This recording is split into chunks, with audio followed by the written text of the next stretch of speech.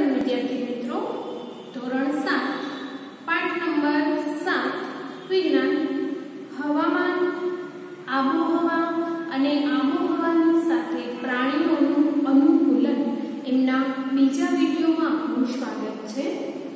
આપણે બીજો વિડિયો શરૂ કરતા પહેલા ગયા વિડિયોની થોડીક માહિતી મેળવી લઈએ કે આપણે ગયા વિડિયોમાં હવામાન વિશે માહિતી મેળવી કે હવામાન કઈ રીતના કયા પ્રદેશનું હવામાન કેવું છે અથવા તો આવનાર સમયમાં કેવું રહેશે એ આપણે જાણી શકીએ।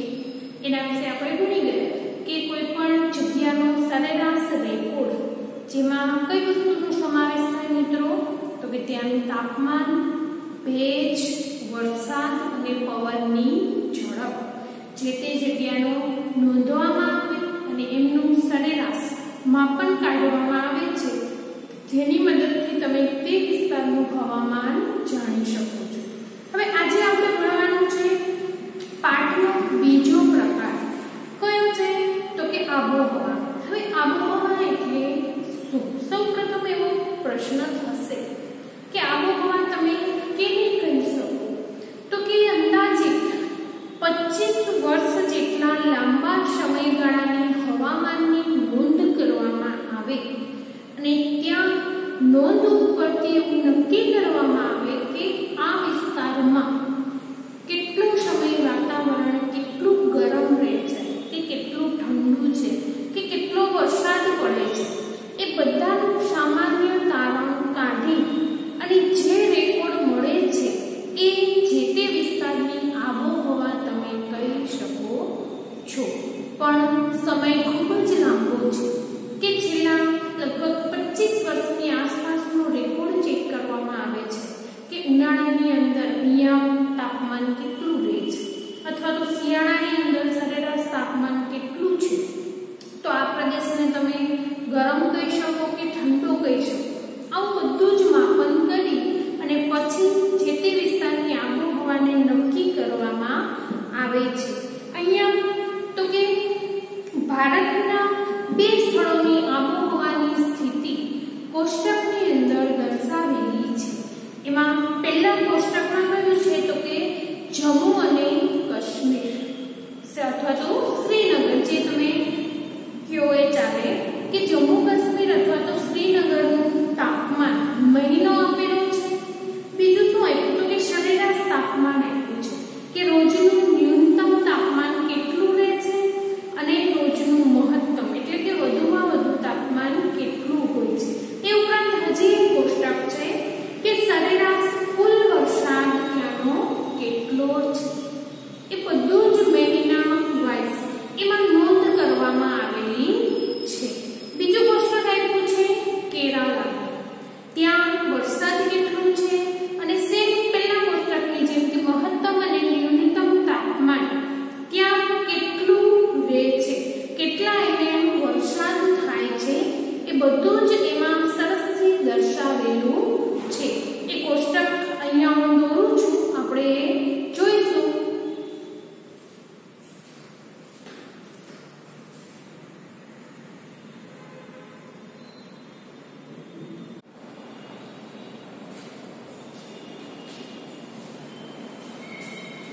આપણે અહીંયા પેલું કોષ્ટક જોઈએ મિત્રો ટેક્સ્ટ બુકની અંદર પેજ નંબર 71 ઉપર આ કોષ્ટક આપેલું છે। એમાં જાન્યુઆરીથી ડિસેમ્બર મહિના સુધીની માહિતી તમને આપેલી છે। આપણે અહીંયા 5 મહિના જાન્યુઆરી, ફેબ્રુઆરી, માર્ચ, એપ્રિલ અને મે ત્યાં સુધીની માહિતી જોઈએ। બાકીનું ટેક્સ્ટ બુકમાં જોઈ લેજો ખૂબ જ સરસ આપેલું છે।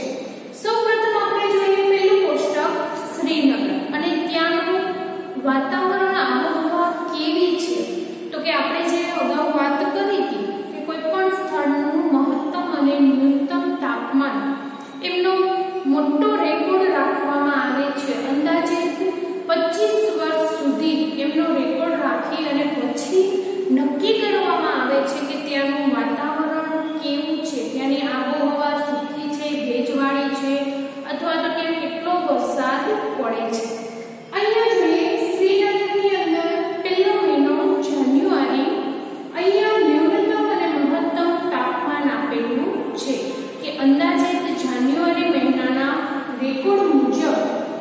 ઓછામાં ઓછું, ન્યૂનતમ એટલે ઓછું અને મહત્તમ એટલે વધુ, તાપમાન કેટલું રહે તો કે -2.3 ડિગ્રી અંશ સેલ્સિયસ તાપમાન અંશ સેલ્સિયસમાં દર્શાવી શકાય. મહત્તમ તો કે 4.7 અંશ સેલ્સિયસ. અને સરેરાશ વરસાદ આપેલો છે. કેટલો વરસાદ પડે છે તો કે મિલીમીટરમાં આપેલું છે કે 57 મિલીમીટર ત્યાં વરસાદ પડે છે. એવું જ ફેબ્રુઆરીની અંદર ન્યૂનતમ તાપમાન 0.6 ડિગ્રી અંશ સેલ્સિયસ અને મહત્તમ તો કે 7.8 અંશ ડિગ્રી સેલ્સિયસ. વરસાદ કેટલો પડે તો કે 65 મિલીમીટર. નંબર 3 માં માર્ચ મહિનામાં ન્યૂનતમ 3.8 અને મહત્તમ તાપમાન 13.6 ડિગ્રી. વરસાદ તો કે 99 મિલીમીટર જેટલો પડે છે. એપ્રિલ મહિનામાં તો કે ન્યૂનતમ તાપમાન 7.7, મહત્તમ તાપમાન 19.4 અંશ સેલ્સિયસ અને વરસાદ તો કે 88 મિલીમીટર પડે છે. એવું જ મે મહિનામાં કેટલું તાપમાન મિત્રો તો કે 10.7 ન્યૂનતમ અને મહત્તમ તાપમાન 23.8, વરસાદ તો કે 72 મિલીમીટર પડે છે. આ ઉપરાંત જૂન, જુલાઈ, ઓગસ્ટ, સપ્ટેમ્બર, ઓક્ટોબર, નવેમ્બર અને ડિસેમ્બર એ મહિનાનું સરેરાશ માપ ટેક્સ્ટબુકમાં આપેલું છે. એવું અહીંયા બીજો પ્રદેશ લઈએ તો કે કેરળ, જે આપણે બધા જાણીએ છીએ કે ત્યાં જાન્યુઆરી મહિનામાં તાપમાન કેટલું તો કે 22.2 અંશ સેલ્સિયસ, મહત્તમ તાપમાન તો કે 31.5 અંશ સેલ્સિયસ અને કુલ વરસાદ 23 મિલીમીટર. આ અંદાજિત માપ છે. કદાચ આમાં થોડો ઘણો ફેરફાર પણ થઈ શકે છે. એક અંદાજિત કોષ્ટક આપેલું છે. ફેબ્રુઆરીમાં તો કે તાપમાન ન્યૂનતમ 22.8 અંશ સેલ્સિયસ અને મહત્તમ તાપમાન 31.9, વરસાદ કેટલો તો કે 24 મિલીમીટર. માર્ચ મહિનામાં તો કે 24.1 અંશ સેલ્સિયસ, મહત્તમ તાપમાન 32.9 અને કુલ વરસાદ 40 મિલીમીટર. એપ્રિલ મહિનામાં ન્યૂનતમ તાપમાન 24.9, મહત્તમ તાપમાન 32.6 ડિગ્રી અંશ સેલ્સિયસ અને કુલ વરસાદ 117 મિલીમીટર. જો મિત્રો અહીંયા નજર ફેરવો, કેરળમાં વરસાદ વધુ પડે છે, આપણે જાણીએ છીએ. એવું મે મહિનામાં તો કે ન્યૂનતમ 24.7, મહત્તમ 31.6 અને વરસાદ તો કે 230 મિલીમીટર. આમ આપણે એવું કહી શકીએ કે ગરમ અને ઠંડા પ્રદેશ જે પ્રમાણે આબોહવા છે એને અનુરૂપ ત્યાં વરસાદ અને ગરમી પડે છે. એમાં આપણે આગળ જોઈએ કે પશ્ચિમ ભારતના રાજસ્થાન જેવા વિસ્તારો માટે શું જોવા મળે છે તો કે ત્યાં ગરમી ખૂબ જ પડે છે. રાજસ્થાનની અંદર પાણીની તંગી હોય છે. કારણ શું તો કે ત્યાં વરસાદ ખૂબ ઓછો પડે છે. વર્ષના મોટા ભાગના સમય દરમિયાન તાપમાન ત્યાં વધુ રહે છે, પરંતુ શિયાળા દરમિયાન થોડાક મહિના માટે તાપમાન ઘણું નીચું. એવું કહી શકીએ કે ગરમી પણ વધારે પડે છે રાજસ્થાનમાં અને ઠંડી પણ વધારે પડે છે. આ પ્રદેશમાં વરસાદ ઘણો ઓછો છે. એ ઉપરાંત જો કે રણ પ્રદેશની લાક્ષણિકતા કહીએ તો ગરમ અને સૂકી આબોહવા ત્યાંની છે એવું આપણે કહી શકીએ કે રાજસ્થાનની હવા કેવી છે તો કે ગરમ અને સૂકી. એવું જ બીજું ઉદાહરણ આપ્યું છે કે ઉત્તર પૂર્વ ભારતના વર્ષના મોટા ભાગના સમયમાં ખૂબ જ વરસાદ પડે છે. આ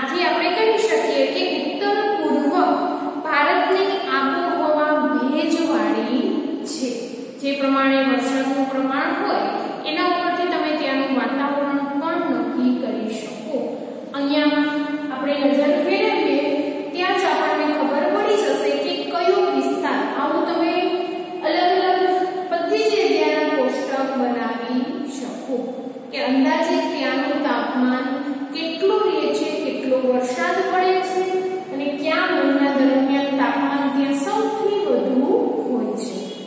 ત્યાર પછી આપણે જોઈએ વાતાવરણ અને અનુકૂલન. આપણે પાઠની શરૂઆતમાં જ વાત કરી ગયા હતા કે અનુકૂલન એટલે શું, તો કે જે તે પરિસ્થિતિ સાથે તમે સમાયોજન સાધી લ્યો, તમે ત્યાં રહેવા માટે ટેવાઈ જાઓ, એ વસ્તુને કહેવાય અનુકૂલન.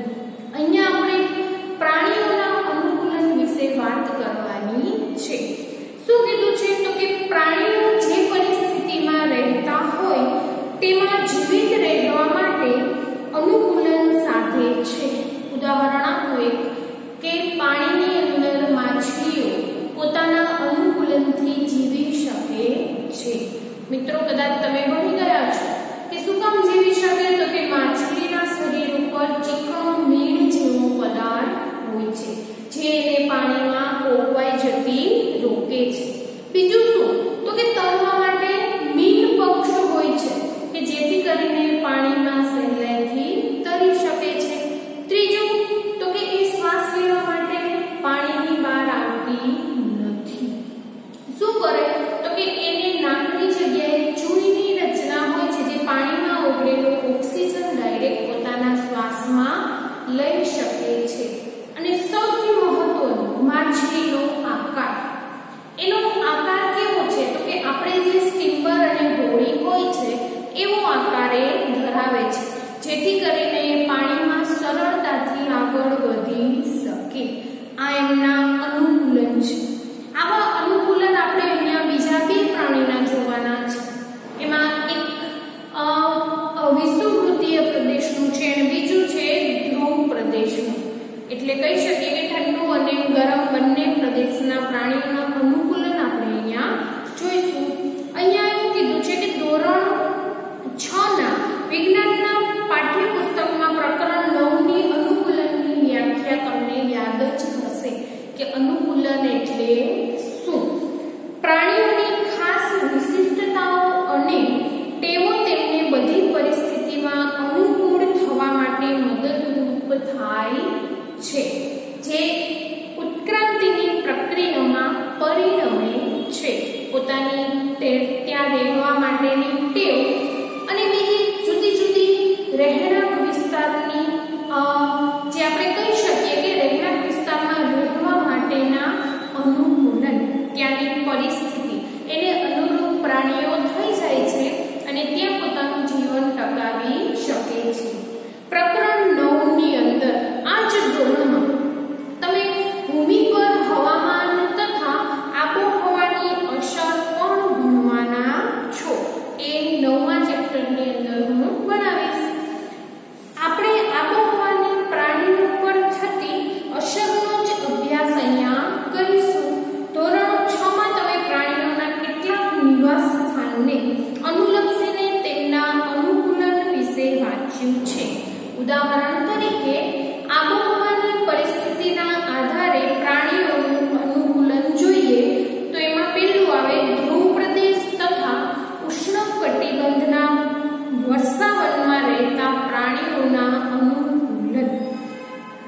બીજા બે નામની જે હમણાં વાત કરી એ પ્રમાણે કે ધ્રુવ પ્રદેશો પૃથ્વીના ઉત્તર ધ્રુવ તથા દક્ષિણ ધ્રુવ નજીક આવેલા પ્રદેશો છે. એની અંદર Canada, Greenland, Iceland, Norway, Sweden, Finland, USA નું અલાસ્કા અને રશિયાનું સાઇબિરિયા એ બધા જાણીતા ધ્રુવ પ્રદેશ છે. એના પછી બીજે નીચે આપેલા છે કે જે ઉષ્ણકટિબંધના વર્ષાવનના પ્રદેશો છે. કયા, તો કે Bharat, Malaysia, Indonesia, Brazil, Republic of Congo જેને આપણે કેન્યા કહીએ છીએ, યુગાન્ડા અને નાઇજીરિયા વગેરે ઉષ્ણકટિબંધના વર્ષાવનના પ્રદેશો છે. આ નામ માત્ર તમારે અત્યારે યાદ રાખવાના રહેશે. એના ઉપરથી જ આપણે જોઈએ પ્રવૃત્તિ 7.2. શું કીધું છે, તો કે દુનિયાનો નકશો મેળવી અને એમાં ધ્રુવ પ્રદેશને વાદળી રંગ વડે અને ઉષ્ણકટિબંધના પ્રદેશને લાલ રંગ વડે વડે તમારે દર્શાવવાના છે। એ પ્રવૃત્તિ તમે જાતે ઘરે કરી શકો છો। હવે આપણે જોઈએ પહેલું ધ્રુવ પ્રદેશો।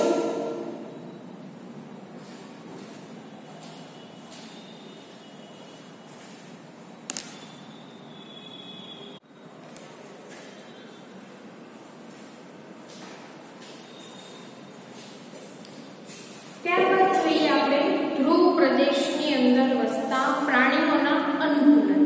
હવે ધ્રુવ પ્રદેશમાં વાતાવરણ કેવું હોય એવો પ્રશ્ન આપણને થાય છે, તો કે ત્યાં એક સરસ શબ્દ આપ્યો છે કે ધ્રુવ પ્રદેશ એ ચરમ આબોહવા ધરાવતો પ્રદેશ છે। ચરમ એટલે કેવો, તો કે ખૂબ જ, એવો એનો અર્થ કરી શકાય કે ખૂબ જ ઠંડો, કે ત્યાં લગભગ વર્ષના અમુક દિવસ જ થોડી ઘણી ગરમી હોય છે, બાકી ત્યાં ઠંડી જ પડે છે। અને બીજી એક ખાસિયત એ છે કે ત્યાં મોટા ભાગના સમયગાળા દરમિયાન ખૂબ જ ઠંડી પડે છે।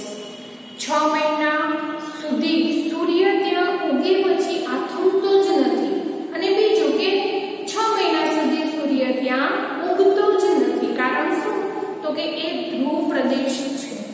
ત્યાં તો કે નકશાની અંદર તમે ધ્રુવ પ્રદેશના ઉદાહરણ જોશો એટલે તમે એના ઉપરથી આન્સર મેળવી શકશો કે ધ્રુવ પ્રદેશની અંદર ખૂબ ઠંડી શું કામ પડે, તો કે ત્યાં સૂર્યના કિરણો પહોંચતા નથી। આપણને જે ગરમી મળે છે એ સૂર્ય ઊર્જામાંથી મળે છે। ત્યાં સૂર્યના કિરણો ખૂબ જ ઓછા પહોંચે છે, અથવા તો અમુક પ્રદેશ એવા છે કે ત્યાં પહોંચતા જ નથી, જેથી કરીને ત્યાં ઠંડીનું પ્રમાણ ખૂબ જ છે। ત્યાંનું શિયાળાનું તાપમાન આપણે -37°C સુધી જતું રહે છે। કદાચ આપણને એ ઠંડીની કલ્પના જ ન કરી શકીએ। હવે આવા સમયે જો ત્યાં પ્રાણીઓને રહેવું હોય તો એના માટે એની અંદર કંઈક અનુકૂળ થઈ શકે એવી શરીરની અંદર રચના હોવી જોઈએ। બાકી શું થશે, તો કે આટલી ઠંડીને લીધે એ પ્રાણી ત્યાં ને ત્યાં જામી જશે અને મૃત્યુ પામશે। હવે અહીંયા આપણને ઉદાહરણ કેવું આપ્યું છે, તો કે રીંછ અને પેંગ્વિન। એમાં આપણે રીંછના અનુકૂલન અહીંયા લખેલા છે, જે હું તમને સમજાવું છું કે રીંછ તો કે શરીર પર સફેદ વાળ ધરાવે છે, તેથી કરીને શું થાય, તો કે ધ્રુવ પ્રદેશની અંદર બધી જ જગ્યાએ સફેદ બરફ જોવા મળે છે। હવે એમાં જો એના સફેદ વાળ હોય, જેથી કરીને બીજા પ્રાણીઓ કે જે રીંછનો શિકાર કરતા હોય એ તેને જોઈ શકતા નથી, અને શિકારીથી એમને રક્ષણ મળે છે। પોતાની જાતને જો બરફની અંદર સંતાડવી હોય તો એ સહેલાઈથી સંતાડી શકે છે, જેથી કરીને શિકારી એને શોધી શકે નહીં। બીજું શું આવ્યું છે, તો કે ઠંડીથી બચવા માટે શરીર પર વાળની રૂંવાટીના 2 જાડા સ્તર આવેલા હોય છે। જો શરીર પર રૂંવાટી આવેલી ના હોય તો શું થાય, તો કે વાતાવરણની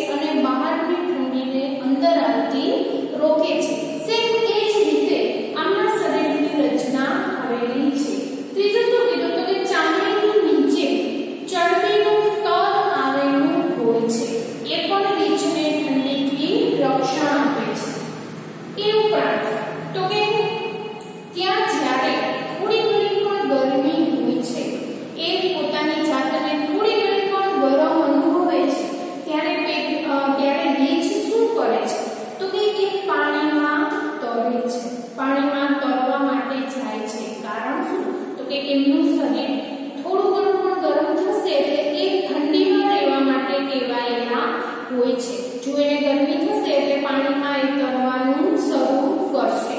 એના માટેનું અનુકૂલન કયું છે? તો કે શિયાળાની અંદર એ જ્યારે પાણીમાં તરે છે ત્યારે તેના પંજા મોટા અને પહોળા હોય છે, જે શું કરે તો કે તેને બરફમાં ચાલવા માટે અને પાણીમાં તરવા માટે ખૂબ જ ઉપયોગી થાય છે. એક પ્રકારના હલેસા જેવું એ કામ કરે છે. તરવા સમયે પોતાના નસકોરા એટલે કે નાક બંધ કરી અને પાણીની અંદર એ લાંબો સમય સુધી રહી શકે છે. આ એક એનું કુદરતી અનુકૂલન છે.